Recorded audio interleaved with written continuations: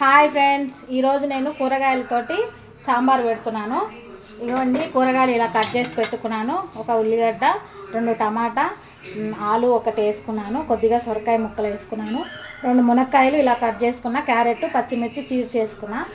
ఇవ్వండి, పప్పు ఇలా ఉడకబెట్టుకొని పెట్టుకున్నా.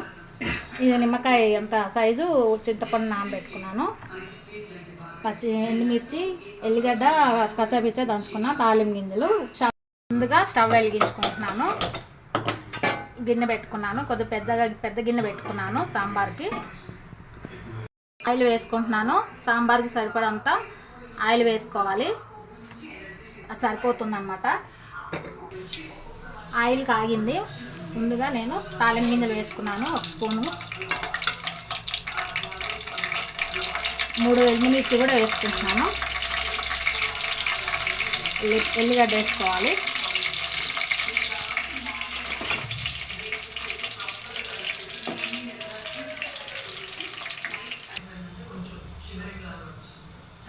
ఉల్లిగడ్డ వేసుకుంటున్నా.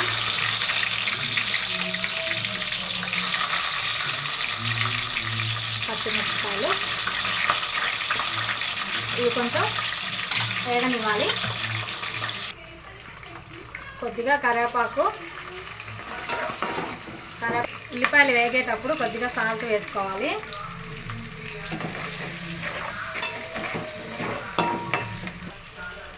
ఉల్లిపాయలు వేగినవి. ఇప్పుడు 2 స్పూన్లు అల్లం పేస్ట్ వేసుకుంటున్నాను.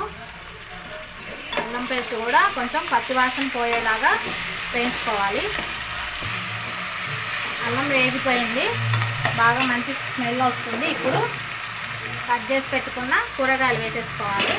ముందుగా మునక్కాయలు వేసుకుంటున్నాను, ఆలుగడ్డ, క్యారెట్,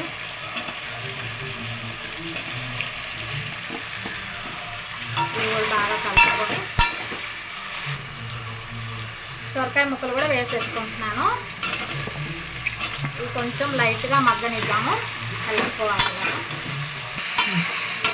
కూరగాయల్లో కూడా కొద్దిగా సాల్ట్ వేసుకుంటున్నాను. ఇవి బాగా కలుపుకొని ఒక 2 నిమిషాలు మగ్గనిద్దాము, మూత పెట్టేసుకుంటున్నాను. కూరగాయలు మగ్గుతున్నాయి కదా, ఈ లోపు మనం ఉడికించిన పప్పులోకి ఈ చింతపండు పులుసు వేసుకుంటున్నాను.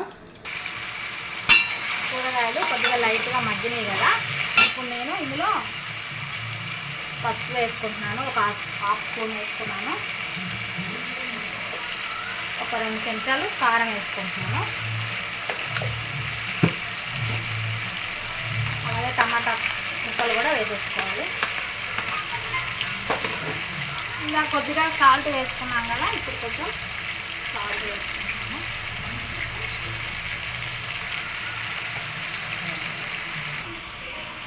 ఇలా పసుపు, కారం, ఉప్పు ఇలా ముక్కలకు పట్టేలాగా ఇలా కలుపుకొని మళ్ళీ ఒక 2 నిమిషాలు మగ్గనిద్దాం. ఇలా కొంచెం మగ్గిన తర్వాత మనం ఇలా పప్పులో చింతపులుసు వేసుకున్నాను కదా, ఇప్పుడు ఇది నేను ఇందులో వేసేసుకుంటున్నాను.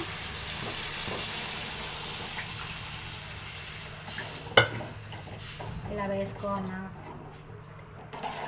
ఇలా మిక్స్ చేసుకొని పప్పు, కూరగాయలు ఇలాగా ఒక 5 నిమిషాలు మగ్గాలి సాంబారు. ఇప్పుడు ఉప్పు చూసుకున్నాము. కొంచెం ఉప్పు పట్టుతుంది, వేసుకుంటున్నా.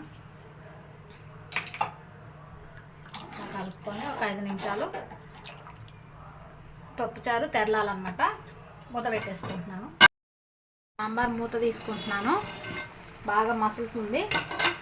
ఇప్పుడు నేను ఇందులో సాంబార్ పొడి 1 స్పూను వేసుకుంటున్నాను. అలానే ధనియాల పొడి కూడా 1 స్పూన్ వేసుకోవాలి. కొత్తిమీర వేసుకొని ఇలా బాగా తిప్పుకుంటున్నా. ముక్కలు కూడా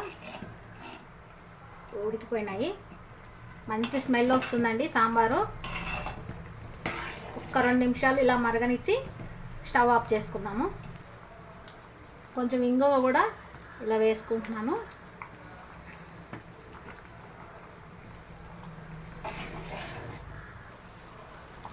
సాంబార్ రెడీ అయిపోయిందండి. వేడి వేడి సాంబారు ఇలాగా ఎంతో రుచికరమైన సాంబార్ ఇలా చేసుకోవాలి. మీరు కూడా ఒకసారి ట్రై చేయండి. ఎలా వచ్చిందో కామెంట్ బాక్స్లో కామెంట్ చేయండి. ఓకేనా? బాయ్.